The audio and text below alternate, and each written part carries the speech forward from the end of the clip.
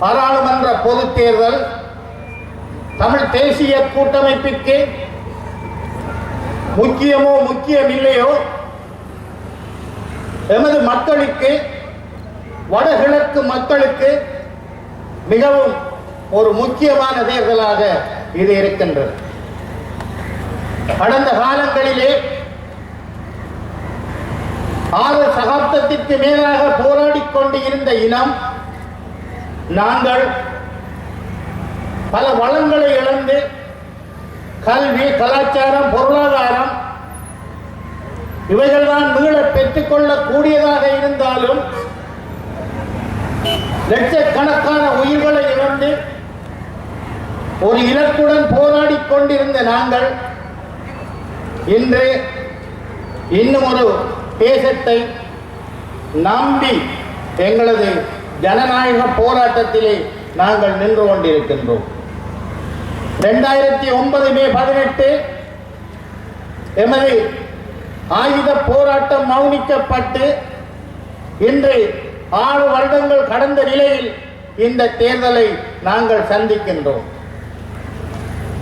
இந்த தேர்தலில் தமிழ் மக்கள், தமிழ் தேசிய கூட்டமைப்பு, தமிழ் மக்களின் ஒரே ஒரு குரலாக ஒலிக்கும் தமிழ் தேசிய கூட்டமைப்பிற்கு ஒரு ஆணையை வழங்க வேண்டிய நேரம் இது.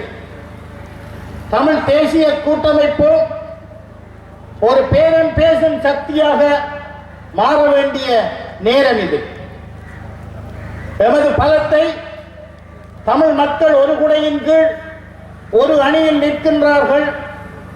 தமிழ் மக்களது கடந்த காலமாக புரையோடி போயுள்ள இன பிரச்சனைக்கு ஒரு தீர்வு கிட்டவில்லை. இன்று இந்த நாட்டிலே தமிழ் மக்கள் அடக்குமுறைக்குள் இருக்கின்றார்கள் என்பதை மேற்குலக சக்திகளுக்கும் ஐக்கிய நாடுகள் சபைக்கும் நாங்கள் தெளிவாக கூறுவதற்கு இந்த தேர்தலை பயன்படுத்த வேண்டும். எமது ஆயுத போராட்டம் மௌனிக்கப்பட்டு 6 வருடங்கள் சென்ற நிலையில் மறதி என்பது மனிதனுக்கு இறைவனால் கொடுக்கப்பட்ட கொடை. பிறந்ததிலிருந்து நாங்கள் இறக்கும் வரை நடப்பவைகளை மனதில் நமது மூளையில் வைத்துக் கொண்டால் அங்கு ஸ்டோரேஜ் இருப்பதற்கு இடமில்லை. ஒரு குடும்பத்தில் கூட ஒரு மரண சம்பவம் நடந்துவிட்டால் குறைந்தது 2, 3, 5, 10 வருடங்களுக்கு மேல் அந்த குடும்பத்திலே நினைவிருக்காது. நான் ஏன் இதை கூறுகின்றேன் என்றால், இந்த நாட்டிலே அமைதி நிலவுகின்ற மாதிரி இருந்தாலும் கூட எமது மக்கள் இன்னும் அடிமை விலங்குகளுக்குள் வாழ்ந்து கொண்டிருக்கின்றார்கள். அமைதி நிலவுவதாக வெளியுலகம் நினைத்து புலம்பெயர் தேசங்களிலே விசாவின்றி வாழும் எமது மக்களை திருப்பி அனுப்பும் சூழ்நிலை இருக்கின்றது. இருந்தும் நாங்கள் அடிமைகளாகத்தான் வாழ்ந்து கொண்டிருக்கின்றோம். 2009ஆம் ஆண்டிலிருந்து 6 வருடங்கள் கடந்த நிலையில் மேற்குலக சக்திகளும் இந்த நாட்டிலே ஒரு பிரச்சனை இருந்தது, எமது மக்களுக்கு ஒரு பிரச்சனை இருந்தது என்பதை நினைத்துக் கொண்டிருக்கும் இந்த காலம் கூட கடந்துவிடக் கூடாது. இன்னும் ஒரு பாராளுமன்ற தேர்தல் வரும் வரை நாங்கள் காத்திருக்க முடியாது. இப்பவே 6 வருடம் முடிந்த நிலையில் இன்னும் ஒரு 5 வருடம் பொறுத்திருந்தால் 11 ஆண்டுகள் கடந்து விட்டிருக்கும் இந்த நாட்டிலே பிரச்சனை ஆயுத போராட்டம் மௌனிக்கப்பட்டு இந்த நாட்டிலே ஏதாவது ஒரு பிரச்சனை குண்டுவெடிப்போ ஆர்ப்பாட்டமோ நடந்து கொண்டிருந்தால் வெளியுலக சக்திகள் தங்களது கண் பார்வையை எம் நாட்டின் மீது வைத்திருக்கும். 6 வருடங்கள் என்பது குறுகிய காலமல்ல. மேற்குலகை நம்பியிருக்கும் நாங்கள் அதன் ஊடாக மேற்குலகின் ஊடாகவும் ஐக்கிய நாடுகள் சபையின் ஊடாகவும் இலங்கை அரசு மீது ஒரு அழுத்தத்தை பிரயோகித்து எமது பிரச்சனைக்கான ஒரு நிரந்தர தீர்வை பெற்றுக்கொள்ள துடித்துக் கொண்டிருக்கும் நாங்கள் காலம் கடப்பதை நிறுத்த வேண்டும். எமது மக்கள் 74% தமிழ் மக்கள் வாழும் இந்த மட்டக்களப்பு மாவட்டத்தில் 4 தமிழ் பாராளுமன்ற பிரதிநிதித்துவத்துக்கு உரித்தான நாங்கள் இன்று எமது வாக்குகளை சிதறடித்து அந்த பிரதிநிதித்துவத்தை குறைப்பதற்கு பேரினவாதிகளும் எம்மத்தியிலே உருவாகி இருக்கும் கோடரி காம்புகளும் நினைத்துக் கொண்டிருக்கின்றார்கள். திட்டமிட்டு மட்டக்களப்பு மாவட்டத்திலே 30 சுயேட்சை குழுக்கள் திறக்கப்பட்டிருக்கின்றன. இலங்கையிலே ஆக கூடுதலான கட்சிகளும் குழுக்களும் போட்டி ஓடும் மாவட்டமாக மட்டக்களப்பு மாவட்டம் முதலிடத்தில் இருக்கின்றது. 16 அரசியல் கட்சிகளும் 30 சுயேட்சை குழுக்களும் இங்கு போட்டியிடுகின்றார்கள். எமது வாக்குகளை சிதறடித்து தமிழ் மக்களின் பிரதிநிதித்துவத்தை குறைத்து சம்பந்தர் ஐயா கேட்கும் அந்த 20 ஆசனத்தை இல்லாமல் செய்வதற்காக கங்கணம் கட்டிக்கொண்டுதான் இந்த குழுக்கள் எம்மத்தியிலே இறக்கப்பட்டுள்ளது, திணிக்கப்பட்டுள்ளது. உங்களுக்கு தெரியும், கடந்த 2010ஆம் ஆண்டு பாராளுமன்ற தேர்தலிலே 4200 வாக்குகள் வித்தியாசத்தில் மயிரிழையில் தப்பிய நாங்கள் 3 ஆசனங்களை பெற்றோம். 4200 வாக்குகள் ஐக்கிய மக்கள் சுதந்திர கூட்டமைப்பிற்கு மேலதிகமாக கிடைத்திருந்தால் ஐக்கிய மக்கள் சுதந்திர கூட்டமைப்பு வெற்றிலை சின்னத்திற்கு 3 பாராளுமன்ற உறுப்பினர்களும், முஸ்லிம் காங்கிரசுக்கு 1 பாராளுமன்ற உறுப்பினரும், தமிழ் தேசிய கூட்டமைப்பிற்கு 1 பாராளுமன்ற உறுப்பினருமே கிடைத்திருப்பார். ஐக்கிய மக்கள் சுதந்திர கூட்டமைப்பில் 2010ஆம் ஆண்டு தேர்தலிலே தனிப்பட்ட வாக்குகளிலே 1வது, 2வது, 3வது வந்தவர்கள் எமது சகோதர இனத்தினர். அப்படி ஒரு சம்பவம் நடந்திருந்தால்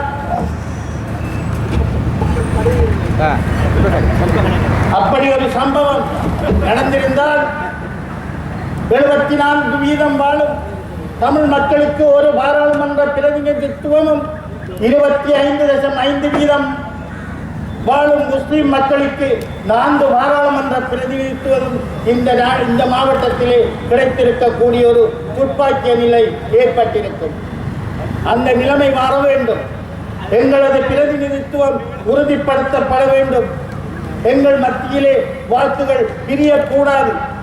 எங்கள் மத்தியிலே வாக்குகள் பிரிய வேண்டும் என கங்கணம் கட்டிக் கொண்டிருக்கும் அந்த குழுவினருக்கு நாங்கள் தக்க பதிலடி கொடுக்கும் காலம் 17ஆம் தேதி என்பதை நாங்கள் நினைவில் வைத்திருக்க வேண்டும். இன்று எமது சகோதர இனமான முஸ்லிம் சமூகத்தினர் காத்தான்குடிக்கு ஒரு எம்பியும், ஏறாவூருக்கு ஒரு எம்பியும், ஓட்டமாவடிக்கு ஒரு எம்பியுமாக 3 எம்பிக்களை பெற்றுக் கொள்வதற்காக பெருமுயற்சியில் ஈடுபட்டிருக்கின்றார்கள். அதற்கு மத்தியிலே உள்ள சில தமிழ் அரசியல்வாதிகள் தமிழ் மக்களுக்காக நாங்கள் அபிவிருத்தியை கொண்டு வர போகின்றோம் என்று கூறும் அரசியல்வாதிகள் அதற்கு ஊக்கமாத்திரை கொடுத்துக் கொண்டிருக்கின்றார்கள். இந்த நிலையில் தமிழ் மக்களாகிய நாங்கள் சிந்திக்க வேண்டும். இவர்களுக்கு அளிக்கும் வாக்குகள் எங்களது பிரதிநிதித்துவத்தை தங்க வைத்துக் கொள்ளுமா, அல்லது எங்களது பிரதிநிதித்துவம் இன்னொரு சாராருக்கு தாரை வார்த்து கொடுக்கப்படுமா என்பதை சிந்திக்க வேண்டும். கூடுதலாக இங்கு இருக்கும் பார்வையாளர்கள், பங்காளர்கள், எங்களது தமிழ் தேசிய கூட்டமைப்பின் உறவுகள் அதற்கு உரித்தானவர்களாக இருந்தாலும் நீங்கள் உங்களது உற்றத்தால் சுற்றத்தால் ஊரவர்களிடம் இந்த கருத்துக்களை எடுத்துச் செல்ல வேண்டும். எங்களது பிரதிநிதித்துவம் உறுதிப்படுத்தப்பட்டால் தமிழ் தேசிய கூட்டமைப்பிற்கு 20 ஆசனங்கள் வடகிழக்கிலே கிடைக்கப் பெற்றால் அந்த ஆணை மூலமாக 2016ஆம் ஆண்டு முடிவிற்குள் நமது இனத்தின் புறையோடி போயுள்ள அந்த இனப்பிரச்சனைக்கு ஒரு தீர்வை பெற்றுத் தருவேன் என எமது தலைவர் சம்பந்தன் ஐயா கூறியிருக்கின்றார். நாங்கள் அதை நினைவில் வைத்து எதிர்வரும் பாராளுமன்ற தேர்தல் 17ஆம் தேதி களத்தில் நாங்கள் நிற்க வேண்டும். 74% தமிழர்கள் இருந்தாலும் 2,76,000 தமிழ் வாக்காளர்களை கொண்ட இந்த மாவட்டத்தில் நாங்கள் நினைத்தால் மனதில் நிலைநிறுத்திக் கொள்ளுங்கள்.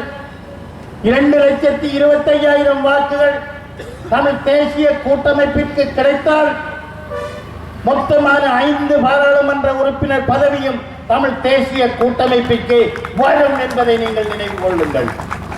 ஏனென்றால் 87,000 வாக்குகளை கொண்ட எமது சகோதர இனம் 3 பாராளுமன்ற உறுப்பினர்களை பெற்றுக் கொள்வதற்காக 3ஆக பிரியும் இடத்தில் நாங்கள் ஒன்றாக நின்றால் 5 ஆசனங்களையும் நாங்கள் பெற்றுக் கொள்ளலாம்.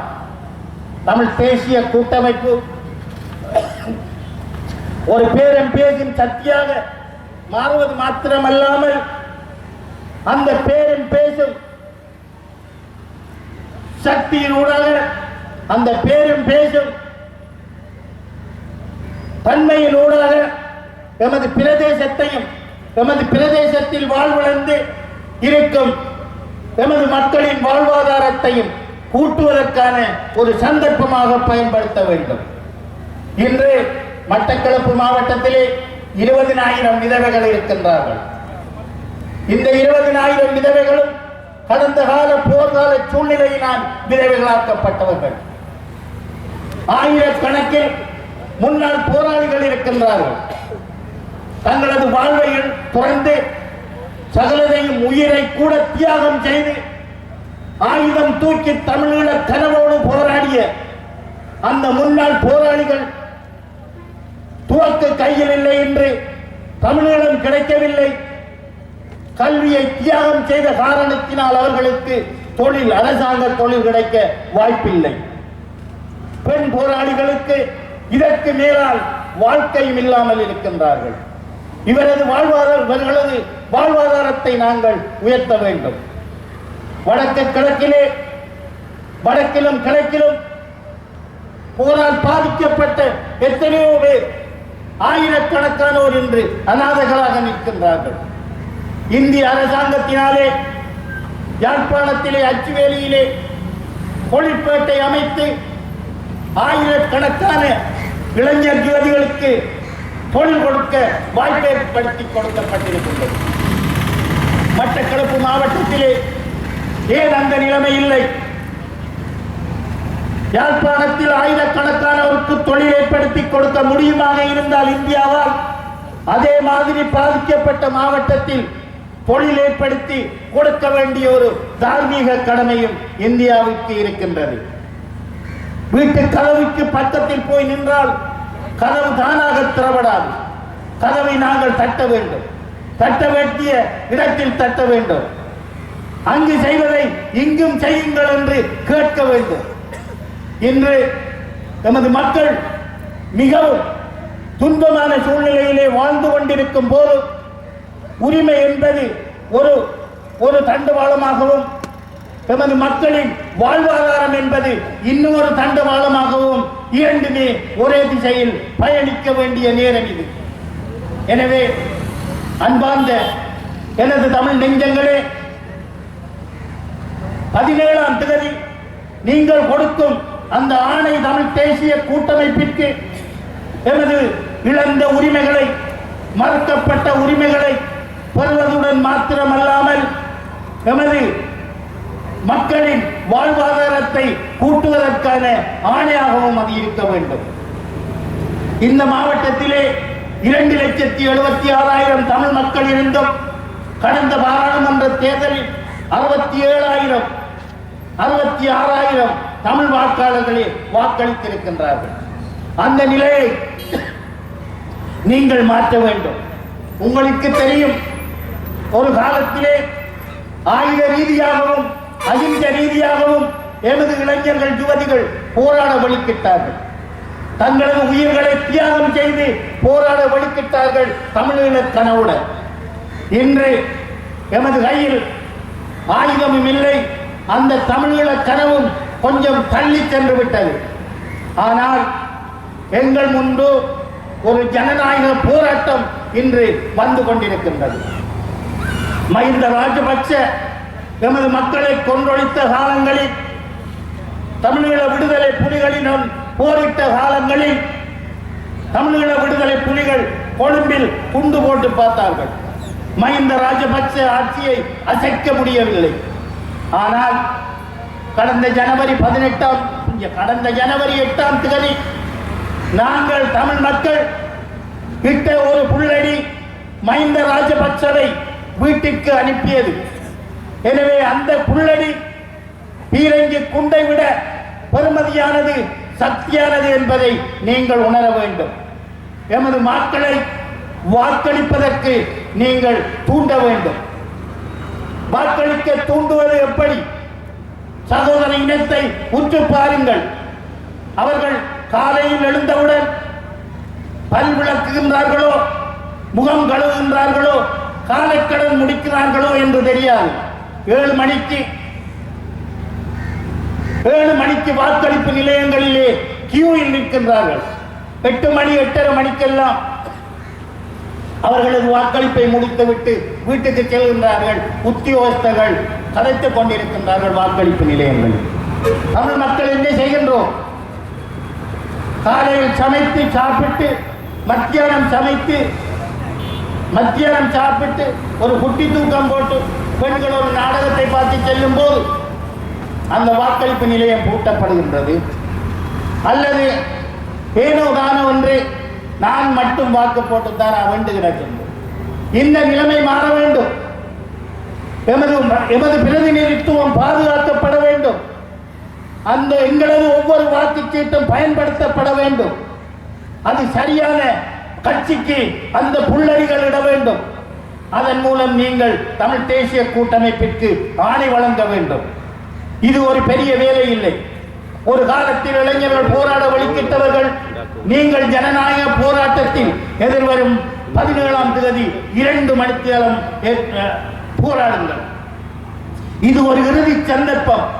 இது தமிழ் மக்களது ஜீவ மரண போராட்டம். செய் அல்லது செத்து மடி என்று சொல்லுவார்கள். இந்த தேர்தலில் நாங்கள் செய்யாவிட்டால் எதிர்காலத்திலே நமது எதிர்கால சந்ததிகள் செத்து மடிய வேண்டிய ஒரு நிலைமை உருவாகும்.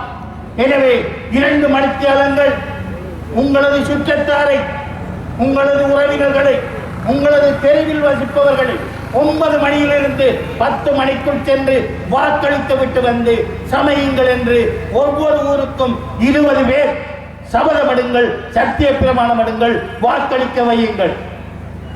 நமக்கு தற்போது தேசியம் வெல்ல வேண்டும்.